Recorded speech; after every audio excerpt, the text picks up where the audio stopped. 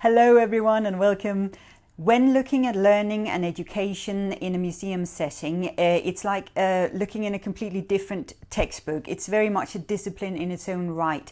And it requires a very specific skill set to develop learning programs and learning activities. So whether you're interested in formal learning, informal learning, in curriculum-based learning, learning for children, youngsters, adults, elderly people, people with special needs, etc., have a look at some of the many learning programs and learning theories, learning textbooks out there, depending on your area of interest. However, I thought it was worth having a look at some very core aspects of learning, of how we learn as human beings, because we all know that when we are in a learning sort of environment, maybe even visiting a museum in a learning context, perhaps with a school group or a group of colleagues or something, we also put on our analytical glasses. So we tend to be less emotionally open and more sort of analytical and more sort of academic really in our approach to what we see and what we experience. But we also know that it is very often the emotional experiences, those that makes us connect emotionally or on an emotional level, that stays with us for longer and very often provide the best learning experiences. So I thought it was worth looking at a few examples of how this can be done in museums and how it forms the very core of many of the other learning aspects that goes on, whether it be formal or informal learning within a museum or heritage setting. As always, remember to like the video, subscribe to the channel and add your comments. It would be really lovely to hear about some of your experiences here. Now, when it comes to encouraging learning experiences in a museum or heritage site, there are some approaches you can take to sort of focus in on that. One of the first ones I wanted to mention was be obvious about it. So ask questions directly relating to learning. Now, a good example of this is a special exhibition at the British Museum in 2021 called Nero, the Man Behind the Myth. You will find the sort of normal, traditional, well-known object and display labels in grey there, if you look at the photo to the left.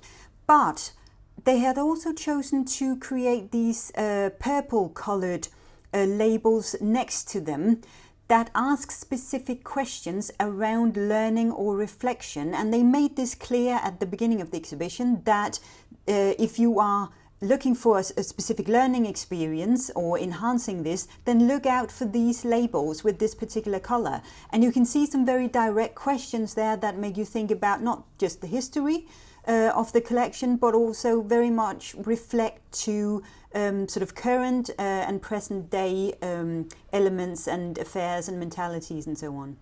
Another thing to have in mind when encouraging learning in storytelling and interpretation is be challenging. So introduce a lesser known or overlooked aspect of history. Now, an example of this is from the Tower of London in their live interpretation, where we get to meet some of the lesser known historical characters, perhaps prisoners at the tower or the prison guard there showing you around.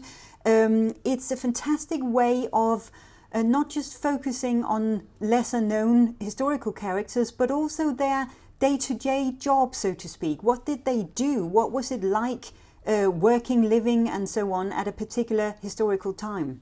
Be engaging. Now, encourage reflection and discussion. This leads back to a little bit to the aspect of being obvious and asking direct questions around learning. There is an example here to the left from the Polar Gallery at the National Maritime Museum, where a very direct question is being asked, and it's relating to an emotion even. So it's asking you to relate to aspects you have just seen in the gallery, but also very much to an emotional aspect. And this is a perfect way of creating a learning experience. It's your perspectives, it's your feelings, connected directly to what you have just seen and experienced in a historical exhibition. And the Nero exhibition there at the British Museum was also a very good example of this, where you're being asked questions that encourage reflection. What do you think being the ruler should be based on? and many other questions in this exhibition, linking to either emotions, to your own personal views, or perhaps to some aspects that apply today. Be inclusive, so set tasks or challenges. Now here is another example from a live interpretation experience at Hampton Court Palace, where a group of children and some adults are meeting King Henry VIII, and he is telling them about his life, and he's also asking them to help him out a little bit with some daily challenges, or perhaps some challenges he's facing as a king, or in this particular case, challenges he's facing in his love life. A very direct way as well of encouraging inclusivity and participation. And finally, be fun. The best learning experiences are entertaining and they are playful. Now here's an example of me building a Lego house at Lego House in Denmark, so being very imaginative there. But learning about building, learning about engineering and having a social experience is an amazing basis or foundation for having a learning experience. And it's something I feel should really always be present somehow when we do learning in interpretation or in storytelling at museums or heritage sites, that there is a possibility of engaging with others, of inclusivity, of having fun, of having something or experiencing something entertaining, but also sometimes engaging in a little bit of a challenge. Now, I would love to hear what you think are some of the core aspects of learning, of facilitating learning within a museum heritage setting, within storytelling generally, within an activity, within something tangible, within a historical aspects, or whatever it might be.